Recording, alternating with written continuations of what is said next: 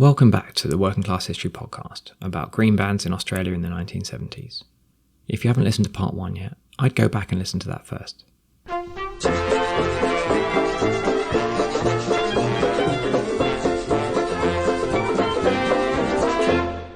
To begin with today, Meredith Burgmann, co-author of Green Bands Red Union, gives a quick rundown of some of the different types of green bands which builders' labourers implemented between 1970 and 1974. There were a number of different green bands. There were green bands on natural bush, like in Kelly's Bush. There were green bands to save parkland, and of course the best known of that is the green band on Centennial Park, which is still our huge, iconic park right in the middle of Sydney.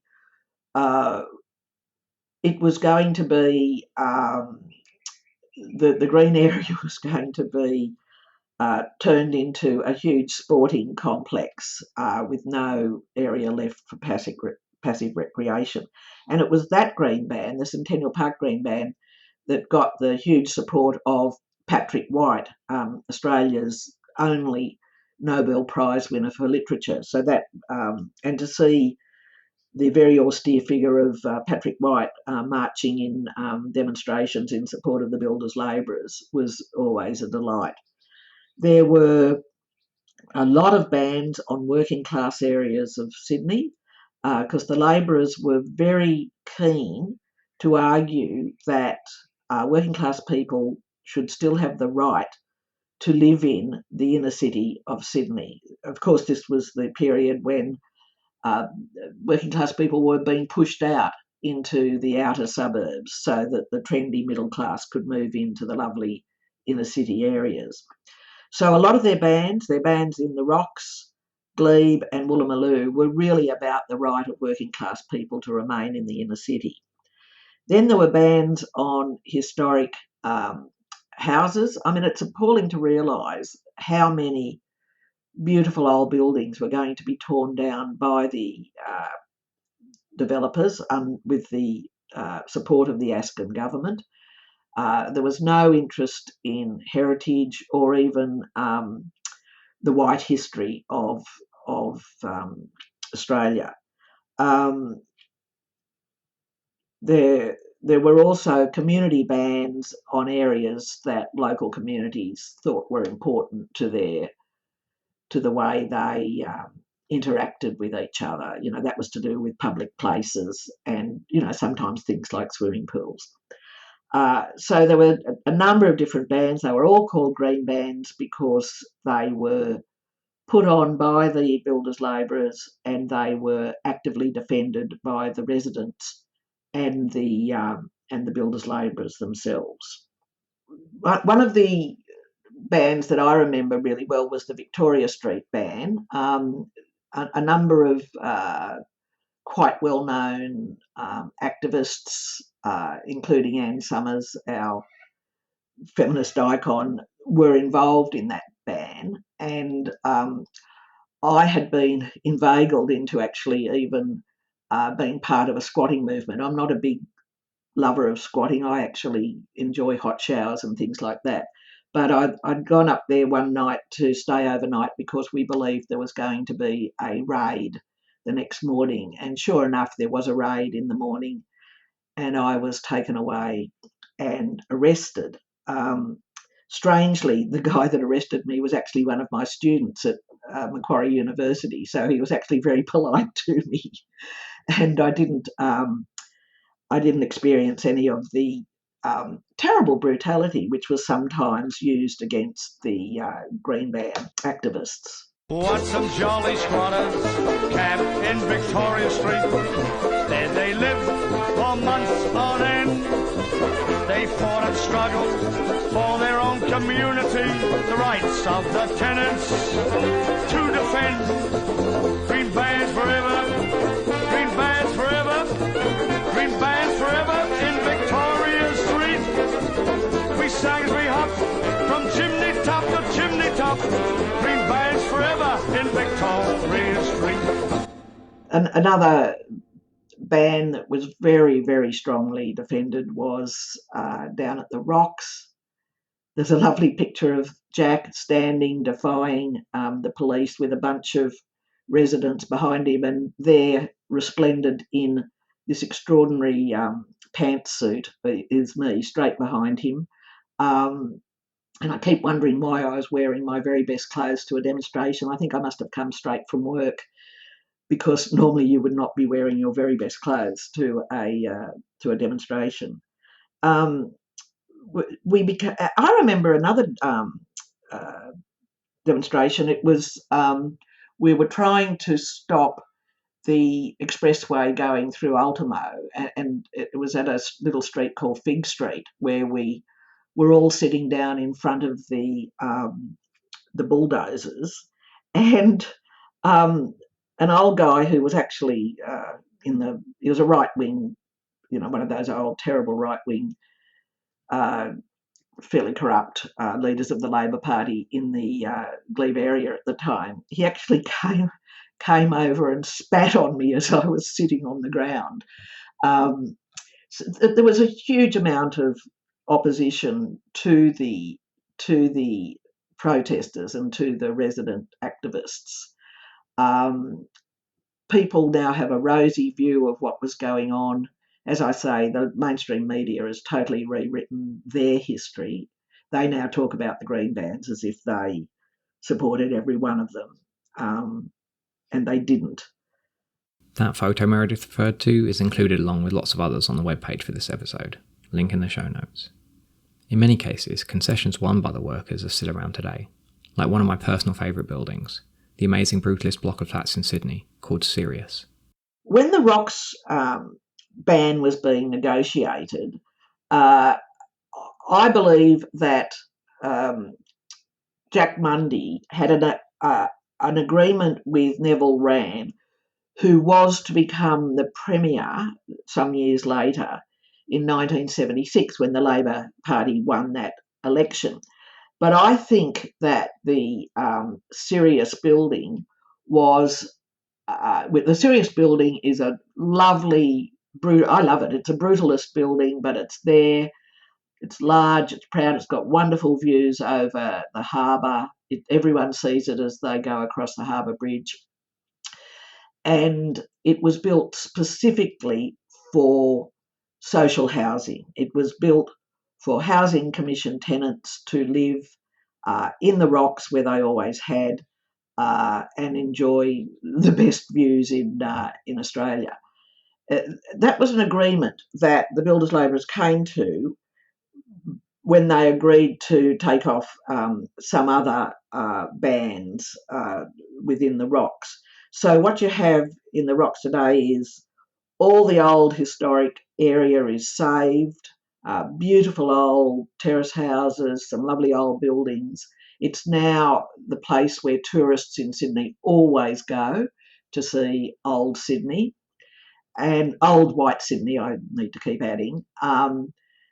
But the Sirius building is also a monument to what the Builders Labourers were about. They were about saving inner city areas for for working class residents of Sydney. Like many brutalist social housing projects around the world, Sirius was under threat recently, but while all of its tenants ended up being evicted, the building itself has been saved for now. One particularly high-profile ban was on the construction of the Sydney Opera House. While now a world-famous landmark, at the time it was a notoriously disastrous project, and among many errors, the architects forgot to include a car park in the original design. So during the construction, an underground car park was hastily designed, but which would have killed 3 historic olive trees in the adjacent Royal Botanic Gardens. Conservationists complained about the environmental damage, while engineers and architects complained that the car park design didn't include adequate ventilation, but their concerns were completely ignored. So they went to the Builders Labourers Federation, the BLF, who then placed a ban on construction. The developers were incensed by this, at the temerity of lowly construction workers holding up such a high-profile project for 3 measly trees, and all manner of pressure was put to bear on the workers to give in. But they refused, and the Opera House initially just had to open without a car park, and eventually the developers were forced to shell out the extra money and have the car park built in such a way as to not damage any local wildlife. Other bans were implemented as well in defence of different sections of the working class, like Aboriginal people, women and LGBT+ people.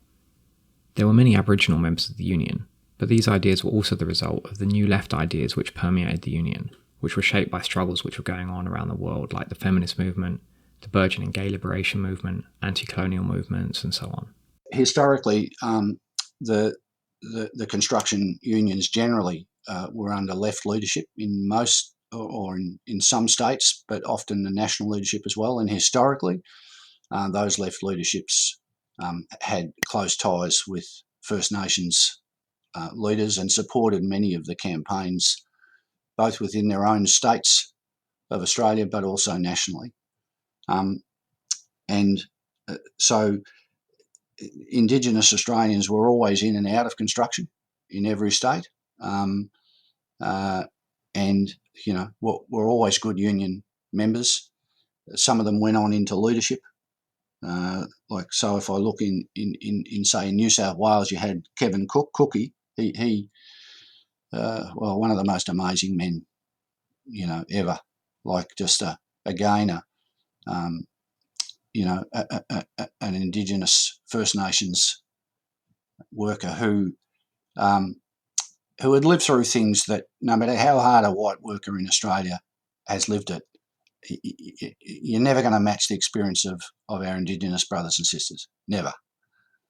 And I guess, again, because of the leadership in the Builders Labourers Federation, I mean, it was something that the left-wing leaders across the Builders Labourers Federation, regardless of their faction, and when I say just regardless of their faction, that might give the impression that that's just about the way they might vote on something. Not true. I mean, these factional differences were, you know, people lived and died by their beliefs, quite literally.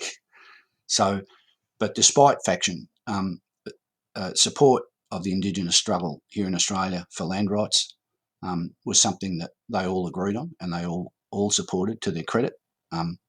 Never enough, never will be enough, but to step up and give that support.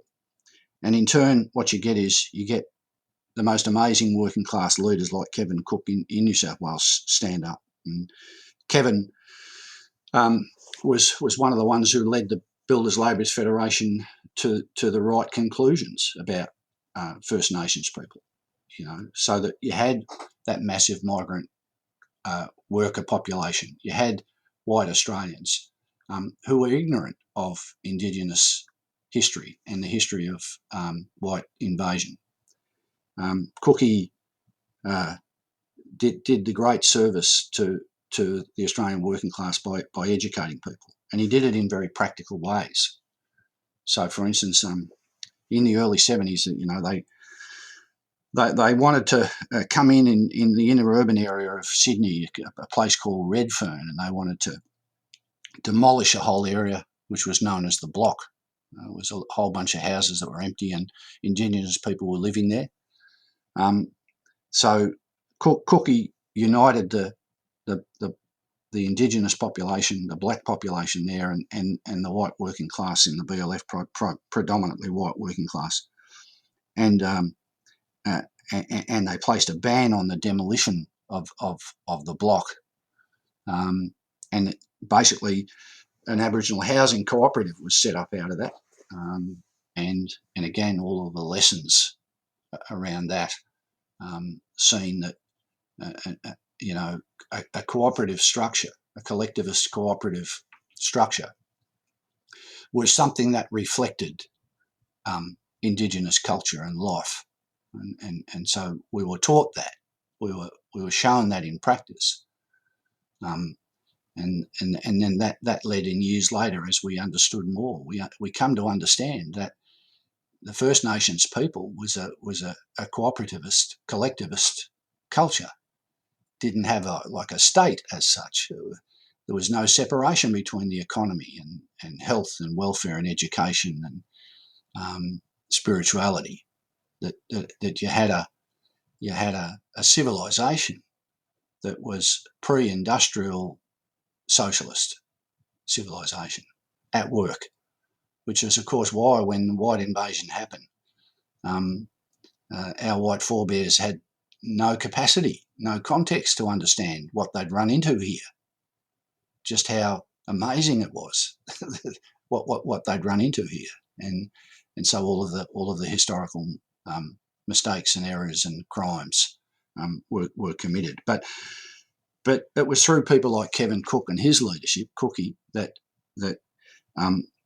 we come to understand that in practical ways, because we come to understand it through our own struggle to say, right, that work in Redfern is not going ahead, but we will support this idea of an Aboriginal housing co-op that put in place, healthcare and kindergarten for the kids, etc. The ban on the block was to stop a developer pulling down a long set of terraces that were traditional Aboriginal residences. Eventually, the Whitlam government, which had just been elected, their great Minister for Urban and Regional Development, Tom Uren, came to the aid of the party, and there was an agreement between the developer who was buying the properties, the federal government, and the builders, labourers, and the local Aboriginal community, that would be Aboriginal community-owned land, and it was for Aboriginal housing. And so that it's often called the first successful land rights claim in Australia, but certainly Aboriginal activists really appreciated that. And towards the end, when the builders' labourers were under so much pressure and were fighting for their existence, the Aboriginal activists were some of the greatest supporters of the builders' labourers. Another ban which got a lot of attention at the time was in support of a gay student. At about the same time, a student at Macquarie University, also in Sydney, a student called Jeremy Fisher, had been expelled from his residential college at the university for being homosexual. And the builders' labourers put a ban on the all-new building at Macquarie University until he was readmitted to his college. That was always known as a pink ban. And interestingly enough, that is one of the builders' labourers' actions that has most resonated with students and academics of today. I am continually being asked to comment on that 50 years after the event. But when you think about it, this is when homosexual law reform hadn't happened in Australia. It was still illegal, and yet here was a very working class labourers' union putting a ban on a university until the student got readmitted to his college. They won that. The university put pressure on the college, and the college eventually readmitted the student. This was one of the more controversial bans amongst the builders' labourers, and a lot of discussion and debates in pubs preceded it. One of the things that stays with me is the extraordinary discussions and arguments that used to go on in the pubs. Because most of the industry was based in the inner city, it was all these high-rise towers going up. So most of the activists were working in the CBD, so they were emptying out into the pubs around the city when they finished work. So real arguments were going on in the Ship Inn, the Criterion, the Sussex, the Newcastle, just all those pubs around the inner city. And just listening to those arguments and discussions was so interesting. The ban on Macquarie University over Jeremy Fisher was so debated in those pubs. As you can imagine, the rank and file took quite a while to be convinced that this was something that they should put their jobs on the line about. But in the end, the majority did support that ban. So that was very important. At their peak, there were dozens of bans in New South Wales alone, with others elsewhere around the country. By 1975, there were 54 green bands, and they were holding up $5 billion of development. That's $5 billion in 1975 terms. So it's like many, many hundreds of billions of dollars now. So it was a huge headache for the state government and the developers. So you can see why such a huge amount of effort was put into destroying the Jack Mundey leadership. Now, for context, purely in inflationary terms, 5 billion Australian dollars in 1975 is worth a bit under $37 billion today. That's over 26 billion US dollars. But property prices typically go up faster than inflation, so the bans were huge. They led to one newspaper outlet sarcastically making reference to, quote, the Proletarian Town Planning Institute, known in some circles as the Builders Labourers Federation, end quote, with proletarian being another word for working class.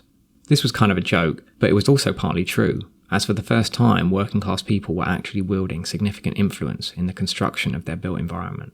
Another key issue the builders' labourers took up was the right of women to work in the construction industry. Regular listeners will know that we don't like to devote too much attention to the minutiae of arguments within left-wing political groups, but to understand the divisions within the BLF which emerged, and which would ultimately lead to its downfall, you need to understand the divisions within the Communist Party of Australia. One of the main problems for the leadership of the builders' labourers at the time was the split within the Communist Party of Australia. The Jack Mundey and Joe Owens were part of the independent Communist Party, sometimes called the Aarons line, from Laurie and Eric Aarons. What had happened was that in 1961, there'd been the split with the Maoists, which happened really all around the world, and the Communist Party, Marxist-Leninists, the Maoists, became a separate party. Not much happened in Sydney. There were a couple of Maoists, but the leadership of the CPA-ML were all in Melbourne under Ted Hill and, of course, Norm Gallagher, the Federal Secretary of the Builders' Labourers. The next split, which I think was probably even more damaging, occurred after the 1968 invasion of Czechoslovakia by the Soviets. The so-called Stalinists, those who still supported the Moscow line, began to split away from the Communist Party. And the problem with that was that one of the leaders of that split was Pat Clancy, who was the secretary of the Tradesmen's Union, the BWIU. So what you had was the split within the Communist Party, the three-way split within the Communist Party was most played out in the building industry, because there was the secretary of the Federal Builders' Labourers down in Victoria being with the Maoists, the secretary of the Tradesmen's Union, the BWIU, being with the Stalinists, and the secretary of the BLF in New South Wales being prominent in the independent CPA, the Aarons line CPA. So that was a huge problem all the way through. Every split and every little difficulty within the building unions was exacerbated by that split in the Communist Party. The different factions and acronyms can be a bit confusing, so we will just try to summarise again. The Communist Party of Australia of 1960 ended up splitting into three rival factions. The first split happened in 1961, which was a reflection of the Sino-Soviet split. Essentially, strategic geopolitical differences between the Soviet Union and China under Mao Zedong. This split communist parties around the world, and in Australia it resulted in the creation of the CPA (Marxist-Leninist), which supported Maoist China. We'll refer to them as the Maoists, and they included Norm Gallagher, who has been mentioned several times, who was based in Melbourne, and was the secretary of the National Builders Labourers Federation. As Meredith explained, after the 1968 Soviet invasion of Czechoslovakia, which at the time was trying to ease up on some civil liberties, the majority of the CPA totally opposed the invasion. So those who supported Moscow, typically referred to as Stalinists, even though Joseph Stalin had died by that point, left the party and set up a new one called the Socialist Party of Australia, SPA. Pat Clancy, the secretary of the Building Workers Industrial Union, who we mentioned in part 1, was a member of the SPA. So the bulk of the CPA which remained was in the Aaron's faction, who were strongly influenced by New Left ideas. Ideas like individual freedom, democratic rights, feminism, gay liberation, black liberation, and so on. The bulk of the central leadership of the New South Wales BLF, including Jack Mundy, were part of this CPA, alongside some Labour Party members and the odd anarchist. This said, it's worth stressing that only up to around 100 members of the New South Wales BLF were actually members of the CPA, about 1% of their total membership, but their influence stretched much further. These divisions would have a big impact on the more progressive campaigns the BLF wanted to run, those which weren't just about paying conditions, or which were in support of specific sections of the working class, like women. Again, New South Wales led the country in my view on this, because at a policy level they supported women in construction, and I don't mean they just had a policy that they wanted to see more women in construction. I mean they worked women in. So the blokes would just like if you had a blacklisted male worker, if the employer wouldn't pick these workers up, well, the union would bring them into the job. Our union would do it and work them alongside everybody else. And if the employer didn't pay, well, then there'd be bans placed. And a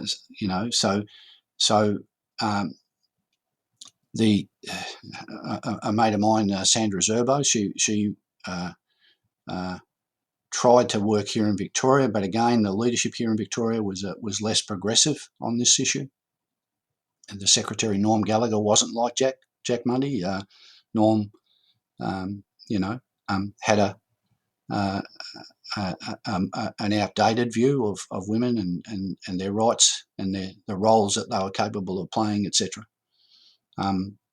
So he was determined that women wouldn't come into the industry, despite him being a communist. He was very conservative on that issue. So in New South Wales, they took that very seriously, and they did. I suppose what came to be known later as affirmative action. Yeah, you're seeing the beginnings of that in the practice of the BLF in New South Wales, where and it was based upon an absolute and utter understanding that these women were our sisters, just as much as the bloke was our brother. And you couldn't just be right about that. You had to be right about it and win. Just like everything else, you could be right about Vietnam and say the war shouldn't happen.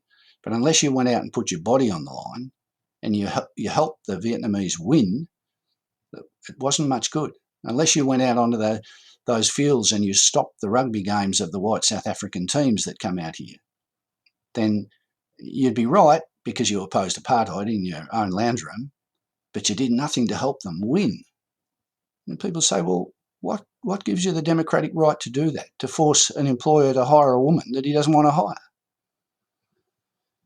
Well, I guess our union leaders, to their eternal credit, reversed the question and said that we are the majority in the workplace. And it's time that small minority of people were put in some perspective. Yes, they could have a say, but only a say, like everyone else. Another one of the problems that the leadership of the BLF in New South Wales had was that their policies on what we would now call more sort of identity politics were really opposed by the Stalinists. The Stalinists set themselves up as a separate party called the SPA, the Socialist Party of Australia, and they opposed the New South Wales BLF support for women in the industry. That was considered left-wing adventurism. They very much opposed support for the gay and lesbian movement, and they kept arguing that the New South Wales BLF had become captive to middle-class, students and trendies. What, in fact, the New South Wales builders labourers were doing was really quite groundbreaking. Jack had already started arguing about the social responsibility of labour, where he was saying that labourers have to think about what they do with their own labour, and that was really how the environmentalism and the green bands really start in the builders labourers. But he was also saying that they have to be part of a new society, and that included support for women. One of the bands that the old Stalinists in the BWIU were most opposed to was women academics and students came to the builders labourers and asked for a ban to be put on Sydney University until it allowed a women's studies course at the university. There'd been this big campaign to have a women's studies course, but it wasn't until the builders labourers put a ban on all new building at Sydney University that the women's studies course was permitted. There ended up being 60 to 80 women working in the construction industry in New South Wales. Not a big number, but this was up from zero. And there was still sexism on building sites, which women workers fought against. In later interviews with Meredith, some women workers also reported that they also got swept up in the general macho culture. But still, this was an advance on many parts of the world, like the UK, where construction was still an entirely male industry, and construction unions were still using scantily clad women as pin-ups in union publications. This support of the groups such as the LGBTIQ community and the women, and what was seen as middle-class types, students, etc., was always poo-pooed by the Maoist leadership in Victoria. Norm Gallagher always said that the BLF leadership was kowtowing to Sheilas and Puftas, and he had no empathy at all for groups other than what he saw as, the genuine working class, i.e. the people who supported him in Victoria. Certainly the builders labourers were ahead of their time in seeing that there could be this coalition of interests. Jack Mundey always referred to the enlightened working class and the enlightened middle class coming together to fight for a better society. And Norm Gallagher would have none of that. Also, the BWIU leadership under Pat Clancy was always arguing that what the BLF leadership were doing was left adventurism, that it was pandering to middle class views of society and not sticking to what the working class should have been doing, which was wages and conditions. So the very radical actions of the BLF were being attacked from both sides, both from the Stalinists and from the Maoists. Sheila is Australian slang for woman. For context, it's probably also worth pointing out that in the early 1970s, most groups which called themselves Marxist-Leninist or Maoist shared the homophobic ideas of mainstream society, although sometimes this was dressed up in radical left-wing language, like describing it as petit bourgeois, decadent, or what have you. At the same time, it's also worth pointing out that especially after organising work by the Gay Liberation Front, which we talk about in episodes 24 and 25, some people who came from this tradition, like Huey P. Newton, co-founder of the Black Panthers, came to forcibly reject these sort of homophobic views. Going back to the BLF, both it and the wider union movement were divided. Leaderships of most other unions were also terrified of the structural reforms of the New South Wales BLF, introducing limited tenure and requiring that all union officials be from the workforce. This was a genuine existential threat to the whole union bureaucracy. With that background, and with billions of dollars at stake, the capitalist establishment, the courts, the police, and the media became increasingly desperate to put an end to the green bans. Legal threats were made constantly. The union would just say, "Do your worst. Do your worst. We'll cop your hardest. Just throw your best shot, and see what happens when you do it." Outside of that, many of the employers used the traditional approach, which still goes on today, of hiring thugs and criminals. They'd get bouncers and from the strip joints and the nightclubs around town and try to heavy people, put them on jobs as scabs. That's happened since I was a boy, and it continues to happen now. Stand over people.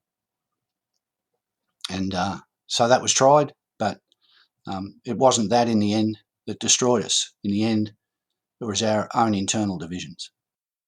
The builders' labourers, by the end of their period, say about 1975, were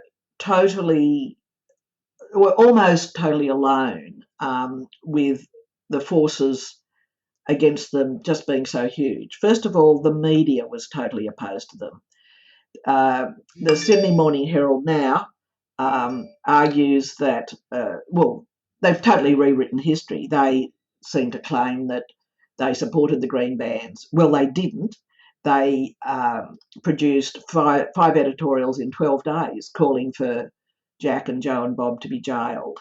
So none of the mainstream media supported the builders' labourers. The state government, of course, was absolutely hostile. The police were used over and over again to protect employers' interests. The union movement was opposed to what the BLF was doing. Jack Mundy, Joe Owens and Bob Pringle are the BLF leaders being referred to here.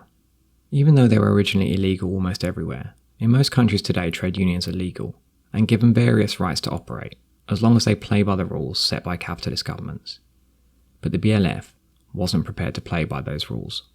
I mean, you join a union mostly and it was like an insurance company, and at best it was a good insurance company. Basically, your wages and conditions would be protected.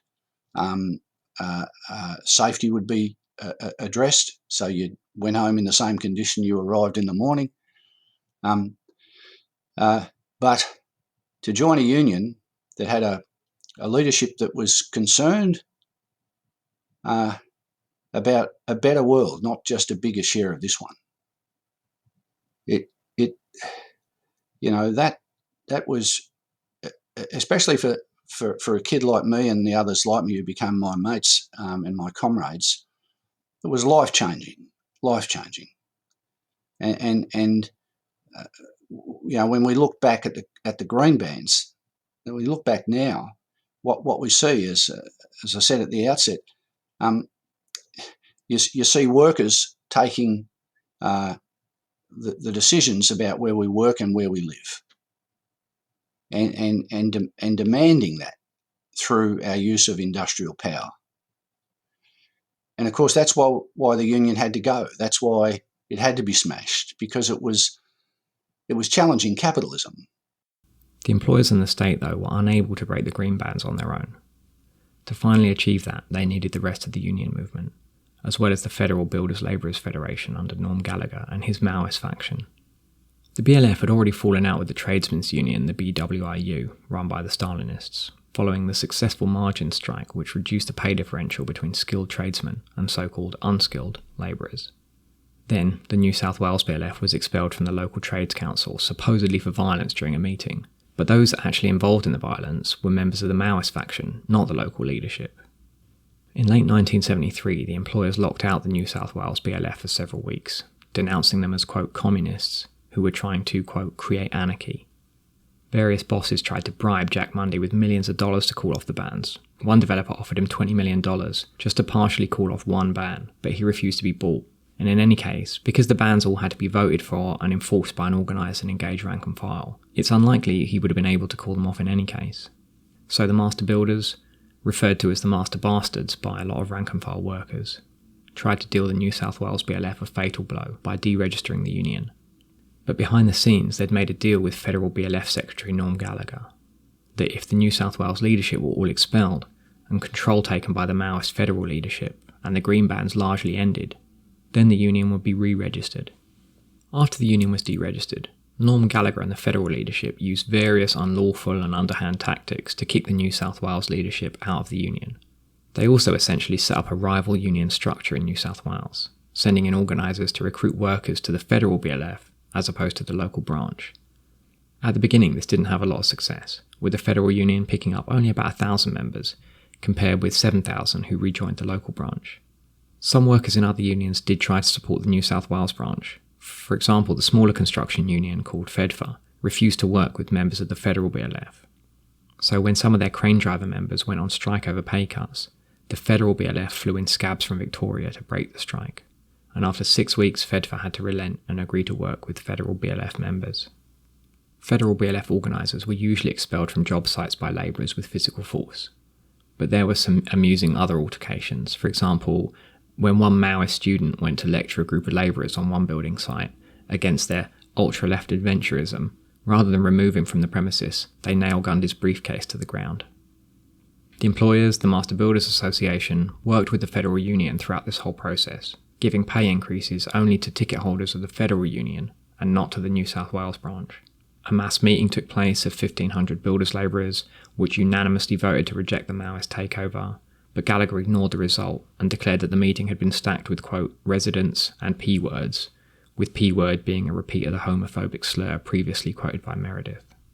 After having essentially suspended union democracy, Gallagher was eventually forced to call union elections.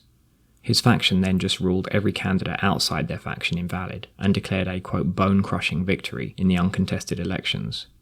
This was later ruled completely illegal by the courts, but the Green Band faction didn't want to get their union comrades put in jail for contempt of court. Some other unions, like the Australian Workers' Union, also provided scabs to break BLF green bans, bulldozing homes in Ultimo, for example, to build an expressway. A crucial factor in weakening the New South Wales BLF was the decline in the construction boom, and although they'd been abandoned by much of the union movement, they found support from many other places, particularly from residents groups, LGBT+ rights groups, Aboriginal communities, who all organised mass protests alongside builders labourers to help defend the bans. But this wasn't enough to save the green bans. On the 12th of March 1975, Norm Gallagher and the NBA agreed that employers would only employ ticket holders of the federal BLF, and that New South Wales BLF members would be sacked. With unemployment going up, this was a very powerful threat. Then, 5 days later, the New South Wales branch office was broken into, and all of their membership files were stolen. The perpetrators of the robbery were never caught, but the only people who would have benefited from it would be the federal BLF leadership. This effectively meant that the New South Wales branch could no longer function. A week after that, the New South Wales union leadership, which no longer technically included Jack Mundy, as he'd served his 2 terms and returned to work as a builders labourer, called their final stop work meeting. When the BLF leadership eventually called their last meeting and the union went out of existence, there were only 2 unions in support of them at that stage.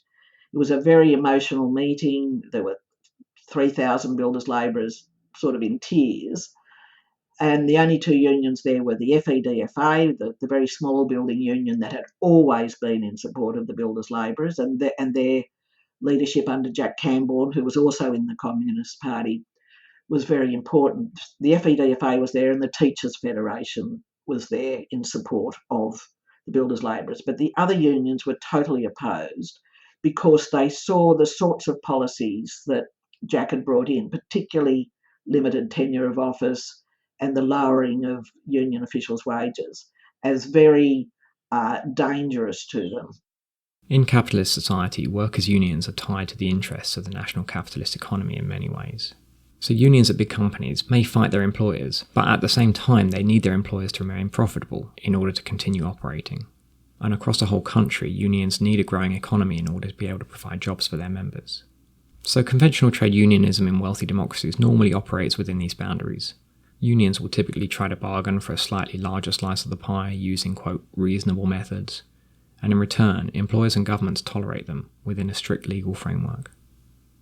So when workers try to go too far by demanding pay or conditions too good for the capitalist economy to bear, or demanding control over the production process itself, which happened in many places in the late 60s to early 70s, like the UK, Italy, France and the US, the unions turned against the workers, ordering wildcat strikes to end, expelling and having militants fired and so on. Even left-wing union officials in this situation typically acted in the same way as those on the right, although they'd normally give the justification that they had to rein in a particular group of workers in order to protect the union as a whole for the longer term. But the leaders of the New South Wales Builders Labourers Federation never did that. They never compromised their ideals.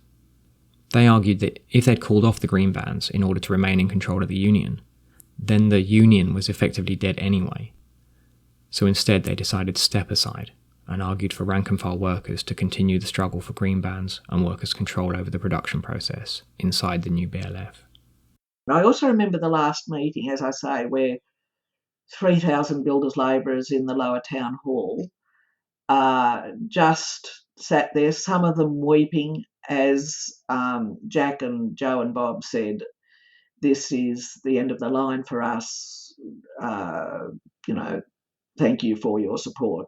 Go into the, to keep your jobs, go into the Gallagher-led federal union and continue the fight from there. It was just so sad.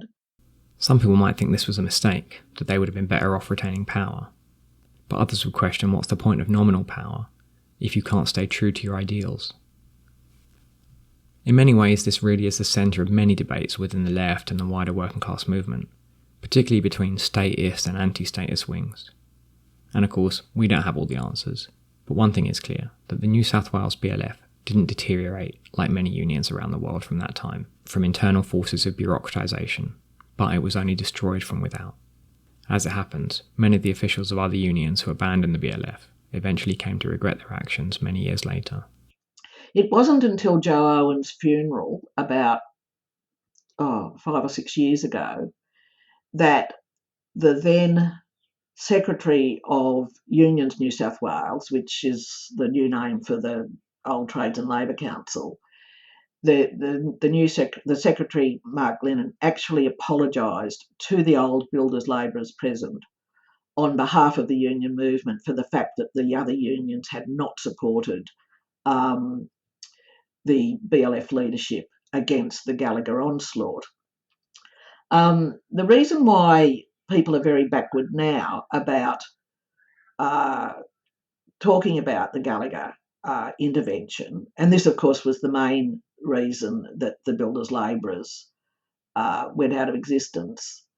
The Gallagher intervention, the federal intervention into a state union, and these sorts of things happen from time to time in unions. And the other New South Wales unions, on the whole, stood back and let Gallagher intervene. If the Tradesmen's Union, the BWIU, had agreed to protect builders' labourers' work, that federal intervention would not have been successful. The reason why unions today feel a bit shamefaced about what they did was because not only did the Royal Commission reveal that Gallagher was taking money from the bosses in order to undertake that intervention, the master builders actually just admitted in court that they had bankrolled the intervention into New South Wales. I always get cranky about that because I spent about 2 months of my life going through all the accounts and proving that Gallagher had been taking money from the bosses. But also Gallagher himself was personally benefiting from money and services given to him by various bosses. You know, everyone knows the story of his beachfront house being built by one of the bosses. So it was the Gallagher intervention that was the main problem for the builders' labourers. But as I say, the media, the state government, the police, Most politicians were opposed, although interestingly enough, I think it was 54 Labor politicians signed a letter in support of the builders' labourers. They were mainly left-wing Labor politicians, but there were also quite a number of right-wing Labor politicians. And of course, what the builders' labourers had on their side was the absolutely undying support of the resident action groups and those groups that they had supported, such as the gay community, the gay and lesbian community, and the women activists, and of course the students. But that wasn't enough to defeat the forces of the state. With the federal BLF in charge, most of the green bans were ended, and women workers, who were disproportionately active militants, were once again banned from the industry. And ultimately, while the employers and the state were happy to use the federal BLF for their own ends, after the militant self-organisation and direct action faction in New South Wales was completely defeated, they had no use for the federal BLF anymore. So in 1974, when the employers and the government deregistered us for the first time, because in the 1980s it was on for like a real dereg and derecognition.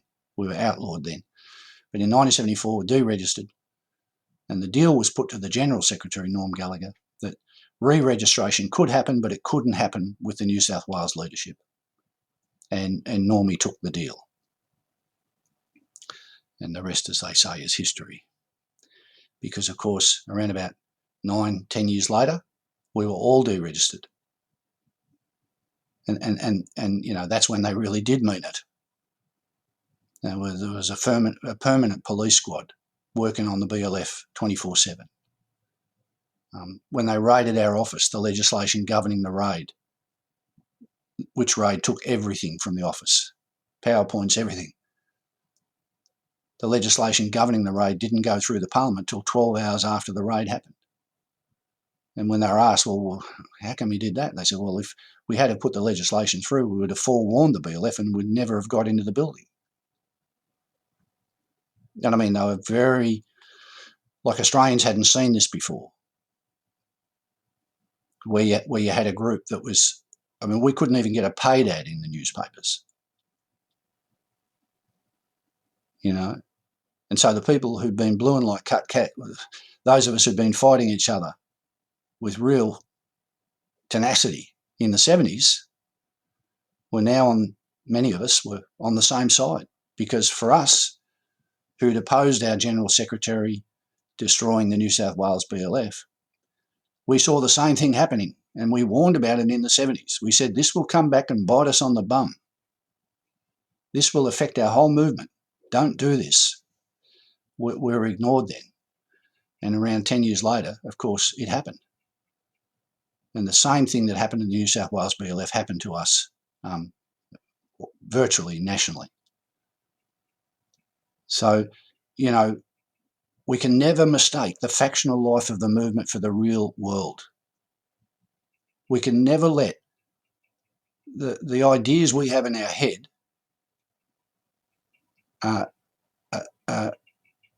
attain more importance than the rights and the democratic control and power of our members. So, you know, that our movement here in Australia, I know because I lived through it, let alone knowing the history. I actually lived through it. I can tell you, we've never got over what happened then. Even the younger ones who now lead the movement, who know nothing about these events in the 70s or the 80s, or very little, don't know the extent to which they suffer under the mistakes we made. When the state did finally come for the BLF, they no longer had the widespread support they earlier enjoyed from Aboriginal communities, residents groups and others. So that was the definitive end of the Builders Labourers Federation. But in the first half of the 1970s, they showed all of us how we can organise a movement, how we can win, both direct improvements for ourselves at work and how we can stand up for particularly oppressed parts of our class, how we can support Indigenous struggles, how we can take more control of our life's activity, our labour power, and defend our environment, which is now more pressing than ever. So that was a really important process to be a part of, to see unity around the role we played as working people, as the ones who created work and culture and time, weekends, time and space. We created all that. It was never the employer. And we took that right. And the extent to which, you hold on to rights is the extent to which you continue to fight for them. So with the introduction of neoliberalism, unfortunately, some of those rights were not continued to be fought for, and we have, at least temporarily, lost them. As we often hear, taking part in these struggles was often a joyful, life-changing experience for those involved as well. The builders' labourers were so proud of the fact that, they had been responsible for these green bans, and that Kelly's Bush was probably the best known green ban of them all, that 2 old builders' labourers, when they died, asked to have their ashes scattered, illegally I might add, in Kelly's Bush, and that's exactly what we did. We went down to Kelly's Bush after the funeral and scattered their ashes.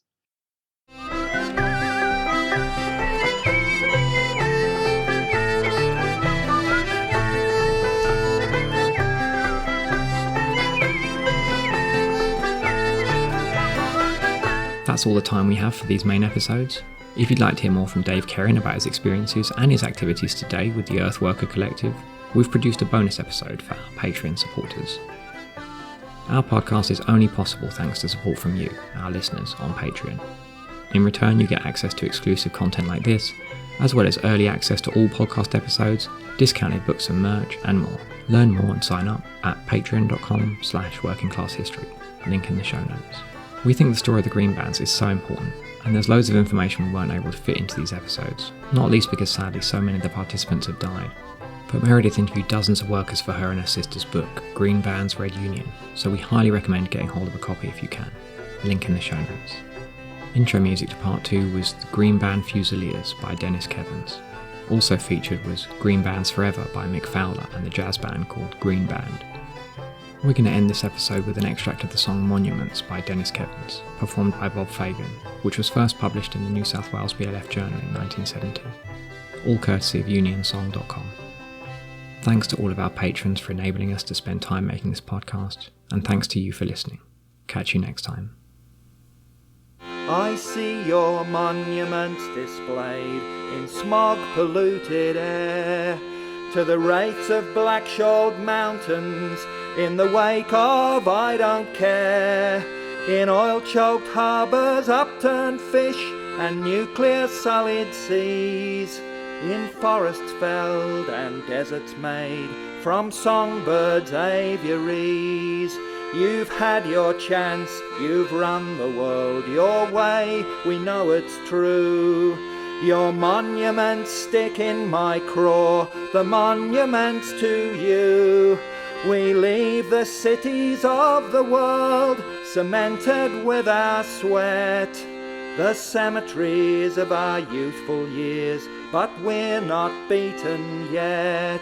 For there's a living monument to all we've lived and learned, the green bands we've created and the victories we have earned. And one day when our cities are but dust upon the air, the pollen from our fighting hearts will bloom again somewhere. And one day when our cities are but dust upon the air, the pollen from our fighting hearts will bloom again somewhere.